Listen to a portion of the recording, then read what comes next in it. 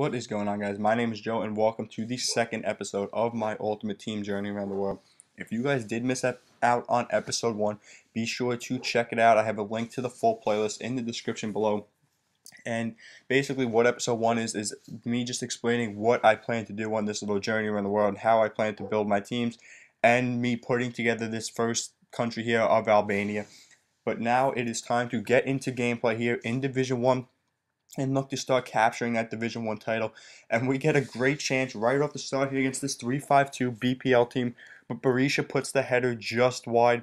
And getting back into Division 1, I forgot how boring, I guess you could say, the teams are. Typical, a lot of BPL, Serie A type squads, and not a lot of players used. But anyway, it is Rama here with terrific work on the left side. He is a 4-star skiller, and I believe does have a 4-star weak foot. So he is somebody I'm going to look to use a lot in the offense with this Albanian squad. And you see there the beautiful cut inside and an absolute rocket to the far post, putting us up 1-0. And then back here in the 38th minute, again, Rama down the left side creating chances, and Berisha is stoned on a crazy half-bike volley, and it comes back the other way, and I make a bad step with Mavraj, and I'm now 2-on-1 with Benton Cone versus Diaki, and I make a bad step again and cost myself a goal there, and we sit at 1-1 now in the 45th minute as we're going to get forward again here, and it's Schmidt goal, drawing a foul here in a pretty dangerous position in the 45th minute. Too far out for me to have a go at goal, so I'm going to have to whip this one into the box and hope that one of my big center backs can get ahead on it. And we're going to let Rama send this one in, and we're going to get a great chance here as it falls right to Roshi, nobody around him, but a poor first touch lets him down, and that is how the first half is going to come to a close. And kind of disappointed that I'm going into this half 1-1 as I felt that I had much dominated play. You're going to see the stats here. The shots are pretty even, but the possession is something that I have completely controlled, and that is something that had given me problems in the past when coming up against another formation that has a 5 in the midfield, in like a 4-5-1 or a 3-5-2, as it had taken away the advantage that I had in the midfield, which allows me to possess the ball and really open up a lot of good attacking chances. And you see there, Heike rips one left-footed off the post, and he's going to come back the other way now. And just felt like Bent was going to get to the end line no matter what I did. As you see my right back to Shara step literally right in between him and the ball. And he scores a cheap pass across goal there with Cone. And at this point, I realized that it was going to have to do anything possible to win, even if it meant me scoring a type of goal like that, which is something I am not fond of doing. But we're going to get down the line here with Heike, who makes a great run into open space. And again, with that left foot, not to the far post that time, he curls it too far into the keeper.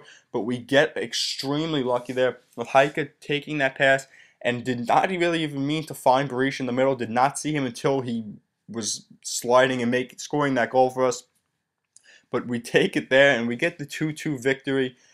And we get off to a little bit of a tough start here in Division 1, as if you do not get wins to quickly open up your season in Division 1, it is often very difficult to get that Division 1 title, as you do need 21 points in 10 games, which is extremely tough in Division 1.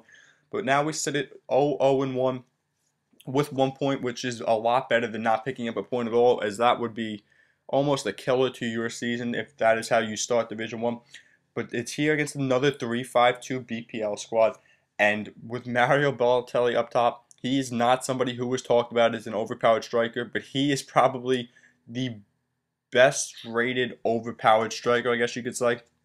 Everybody typically talks about Muriel and Wellington and Bent and MK and that kind of thing, but Balotelli is extremely overpowered if you have not used him, but he is a decently rated player, so I guess people overlook the fact that he is an absolute animal on Ultimate Team.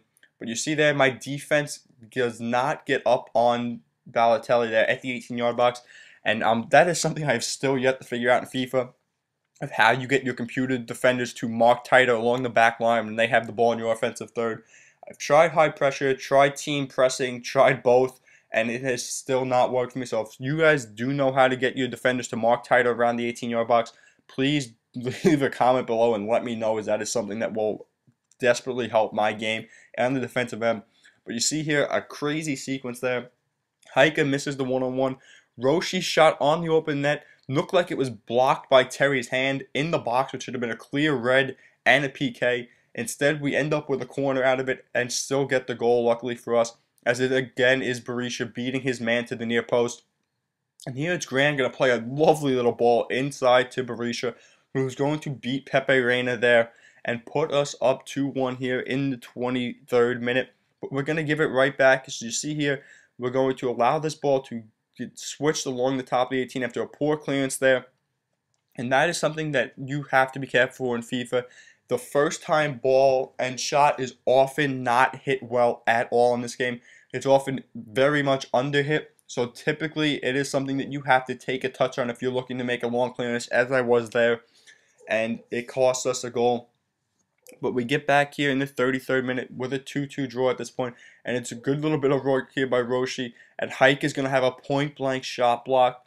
Berisha is going to have his shot block. And eventually Kana is going to get a good opportunity here after he loses the ball a bit. And again, another block shot. So you see there, 3 block shots from outside the 18-yard box. And a terrific save there by Ujani as he cut the ball down the wing.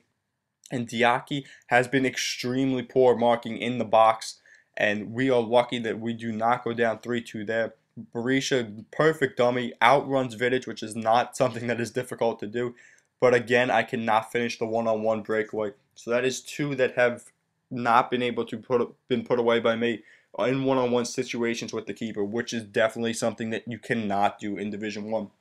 See that we absolutely dominate the first half, and this kid decides to make some changes coming into the second half. I guess his starting 11 was not fast enough as he brings on Chicharito and Kyle Walker to be that outside center back. As I guess his first 2 guys, I believe it was Smalling and John Terry, I believe it was not fast enough. But you see that EA did add attacking intelligence to this game, and it just did not feel like it there. Berisha plays a perfect ball to Roshi, but Heike runs into him and for some reason does not peel off that run, which costs us a great opportunity. But here off a corner kick, that is something I love to take advantage of. The one-on-one situations on the back line, if you do gobble up a corner kick with your keeper, it's a quick outlet, and often you get into great scoring opportunities, as we do there with Berisha finessing that one around Reina. But we give it right back in the 89th minute, which is typical FIFA. Again, Diaki loses Balotelli in the box and costs us a goal there, which is something that I will definitely have to work on. Maybe put Diaz in from Lazio, who I have as a sub for fitness reasons. But it's the 90th minute, and that is what people live for in FIFA. This is just where game-winning goals are made.